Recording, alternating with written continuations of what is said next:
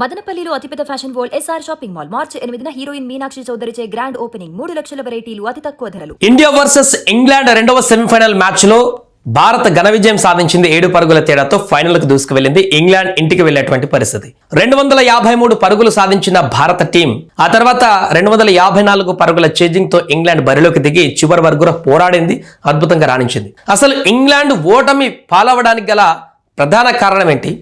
ఎక్కడ ఇంగ్లాండ్ తన ఓటమిని తానే కొని తెచ్చుకుందనేటువంటి విషయాన్ని ఒకసారి మనం పరిగణలోకి తీసుకుంటే, మొదటగా మ్యాచ్ వివరాలు తెలుసుకునేటువంటి ప్రయత్నం చేద్దాం. మొదట టాస్ గెలిచినటువంటి ఇంగ్లాండ్ ఇండియాకి బ్యాటింగ్ ఇచ్చింది. టాస్ గెలిచి ఇండియా బ్యాటింగ్ చేసింది. అయితే బ్యాటింగ్కి వచ్చినటువంటి తర్వాత ఇండియా ఆదిలోనే అభిషేక్ శర్మ వికెట్ కోల్పోయింది. అభిషేక్ శర్మ మరొకసారి ఫెయిల్ అయ్యాడు. దీంతో ఇంగ్లాండ్ పై చేయి సాధించింది స్టార్టింగ్లో. కానీ ఆ తర్వాత వచ్చిన ఈశాన్ సంజు ముందుకు వెళ్ళిపోయారు. అయితే మనందరికీ తెలిసిందే, ఆల్రెడీ సంజు 89 పరుగులు చేశాడు. ప్లేయర్ ఆఫ్ దిగా మ్యాచ్గా ఉన్నటువంటి సంజు శాంసన్ 89 పరుగులు చేశాడు.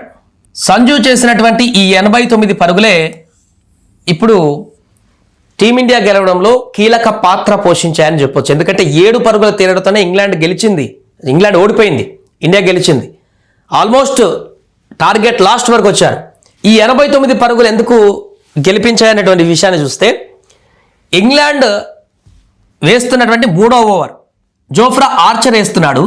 2 ఓవర్ల 2వ బాల్ 3వ ఓవర్ వేస్తున్నాడు. అప్పటికే అభిషేక్ శర్మ అవుట్ అయిపోయాడు.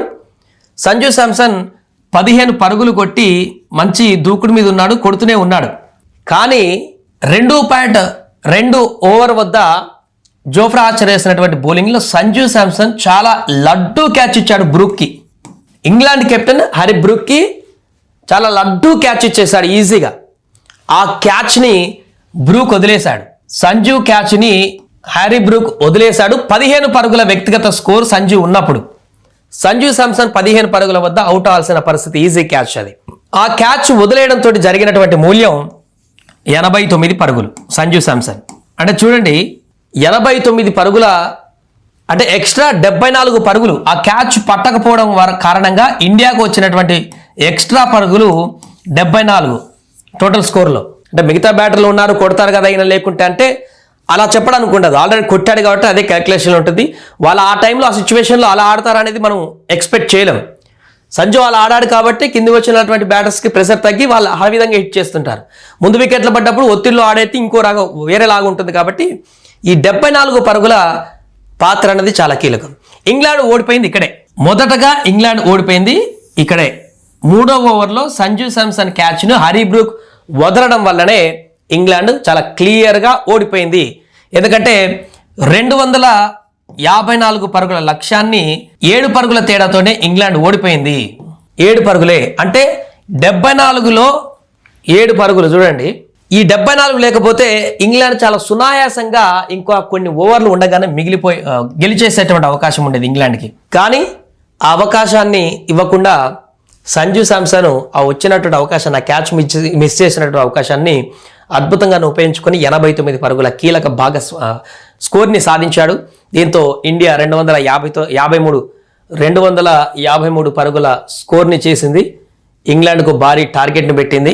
ఆ తర్వాత జరిగిన పరిణామాలను మనంతగా తెలిసిందే. ఒకరి తర్వాత ఒకరు అక్షర్ బూమ్రా చేసే ప్రయత్నం బూమ్రా, హార్దిక్ చేసే ప్రయత్నం హార్దిక్, ఫీల్డింగ్లో చేసేటువంటి ప్రయత్నాలు ఫీల్డింగ్లో, అందరూ చేసినటువంటి ప్రయత్నం కారణంగా చివరి వరకు పోరాడిన ఇంగ్లాండ్ కూడా ఓటమి పాలైపోయింది.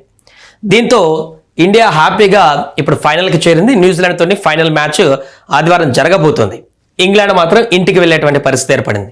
అందుకని ప్రతి టీంలో ప్రతి మ్యాచ్లో కూడా ఒక చిన్న తప్పిదం అనేది పూర్తిగా మ్యాచ్ స్వరూపాన్ని మారుస్తుంది అంటారు కదా.